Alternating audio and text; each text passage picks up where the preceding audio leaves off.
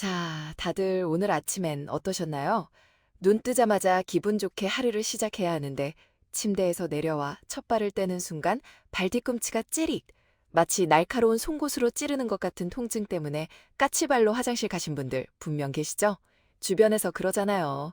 어제 좀 많이 걸어서 그래. 나이 먹으면 다 발바닥 좀 아픈 거지. 쉬면 나. 라고요. 그래서 우리 구독자님들도 피곤해서 그렇겠지 하고 따뜻한 물에 족욕 좀 하거나 파스 붙이고 그냥 꾹 참으셨을 거예요. 그런데 말이야, 내가 진짜 소름 돋는 사실 하나 말해줄까? 네가 단순 피로라고 믿고 방치하는 그 발바닥 통증. 사실 네 몸의 균형이 완전히 무너졌다는 조기 경고이자 조만간 무릎과 골반, 척추까지 도미노처럼 무너질 거라는 마지막 신호라면 어떨 것 같아?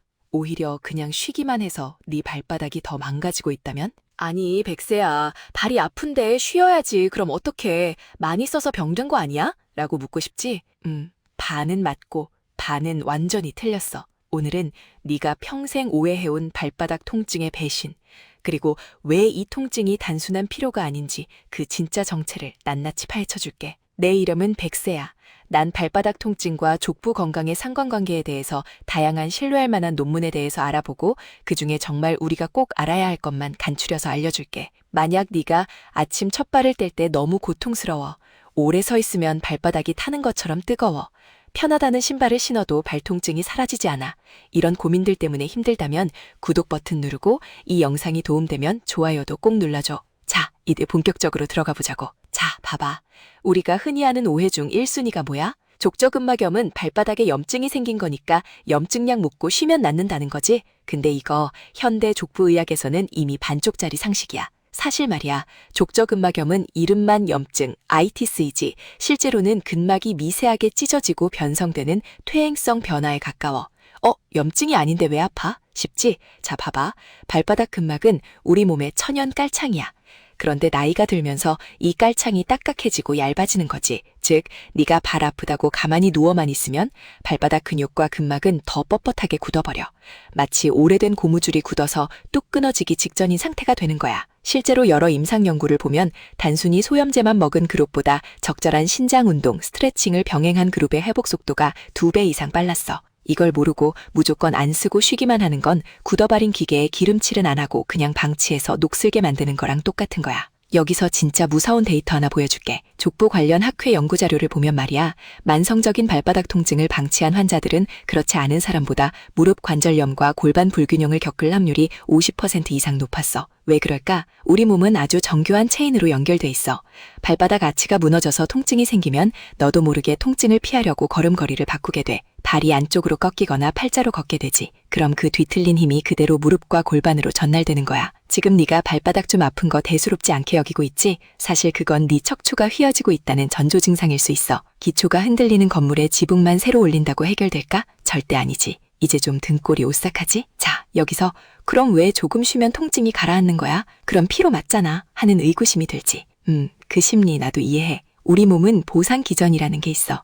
한 곳이 아프면 다른 근육들이 대신 일을 해서 통증을 잠시 숨겨주는 거지. 자고 일어나면 근육이 일시적으로 이완되니까 좀 괜찮네 하고 착각하게 돼. 하지만 그건 병이 나은 게 아니라 잠시 진통 상태인 것뿐이야. 사실 우리가 느끼는 통증은 빙산의 일각이야. 근막이 이미 30% 이상 손상되어야 뇌에서 통증 신호를 보내기 시작하거든. 근데 우린 그냥 편한 대로 어제 등산해서 그래, 오늘 구두 신어서 그래 하고 넘겨버리지. 우리가 지난 수십 년 동안 이 단순 피로라는 병명에 속아온 셈이야. 여기서부터 진짜 재밌어진다. 어려운 해부학 용어 다 치우고 내 스타일대로 쉽게 설명해줄게. 우리 몸을 하나의 자동차라고 생각해보자. 발바닥 근막은 지면의 충격을 흡수하는 타이어야. 통증이 있다는 건 타이어 표면이 다 갈라지고 실밥이 터져나오기 시작했다는 뜻이지. 그럼 종아리 근육은 뭐냐? 타이어를 굴리고 지탱하는 엔진이자 서스펜션이야. 타이어가 펑크 났는데 타이어만 패치로 때우면 뭐해? 엔진이 너무 뻣뻣해서 타이어를 과하게 잡아당기고 있으면 금방 다시 터져버려. 발바닥이 아픈 사람들은 100이면 100, 종아리 근육이 돌덩이처럼 딱딱해. 엔진이 타이어를 놔주지 않으니까 타이어가 비명을 지르는 거지. 타이어를 고치고 싶으면 엔진부터 부드럽게 풀어줘야 해. 이제 좀 감이 오지? 아마 지금 이런 생각하는 사람 있을 거야. 백세야, 난 수십만 원짜리 비싼 워킹화 사고 맞춤 깔창까지 했어. 그럼 타이어 바꾼 거니까 괜찮은 거 아니야? 자, 여기서 진짜 중요한 포인트 잘 들어. 비싼 신발이나 깔창은 고장난 타이어 아래에 까는 임시 완충제일 뿐이야. 물론 도움은 돼. 당장의 통증은 줄여주겠지. 하지만 네 발바닥 근육 자체를 튼튼하게 만들어주지는 못해. 오히려 신발에만 의존하면 발바닥의 작은 근육들은 신발이 다 해주네 하고 아예 일을 안 해버려. 그럼 발의 아치는 더 빨리 무너지고 신발 없이는 한 발자국도 못 걷는 약골발이 되는 거야. 지금 이런 생각 들지? 장비가 정답이 아니었구나. 맞아.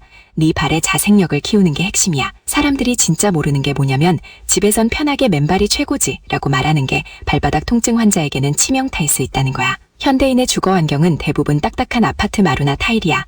흙길이나 잔디밭이 아니라고. 족저근막염이 있는 상태에서 딱딱한 거실 바닥을 맨발로 걷는 건 찢어진 상처를 바닥에 대고 비비는 거랑 똑같아. 특히 아침에 일어나서 첫 발을 뗄 때 그 짧은 순간에 근막이 다시 확 찢어져. 운동은 하는 것만큼 보호하는 것도 중요해. 집안에서도 쿠션감 있는 실내화를 신는 것만으로도 치료 속도가 2배는 빨라져. 차라리 밖에서 걷기 운동을 줄이고 집안에서 실내화를 신는 게 네 발바닥에는 100배 1000배 나은 선택이야. 자, 그럼 이제 어떻게 해야 할까? 내가 딱 3단계로 정리해줄게. 내일부터 당장 따라해. 1단계, 벽 짚고 종아리 늘리기. 엔진 이완. 벽에 손을 대고 한쪽 발을 뒤로 쭉 빼. 뒤꿈치를 바닥에 꼭 붙이고 종아리가 팽팽해질 때까지 15초간 유지해. 아까 말했지? 종아리가 풀려야 발바닥이 숨을 쉬어. 이건 아침, 점심, 저녁 수시로 해줘. 2단계, 골프공 물병 굴리기. 타이어 마사지. 의자에 앉아서 발바닥 밑에 골프공이나 얼린 생수병을 둬 발 뒤꿈치부터 발가락까지 천천히 굴리면서 굳은 근막을 유연하게 만들어줘. 특히 얼린 물병은 통증을 잡는 냉찜질 효과까지 있어서 최고야. 3단계, 수건 발가락으로 당기기. 자생력 강화. 바닥에 수건을 깔고 발 뒤꿈치는 붙인 채 발가락 힘만으로 수건을 네 쪽으로 당겨봐.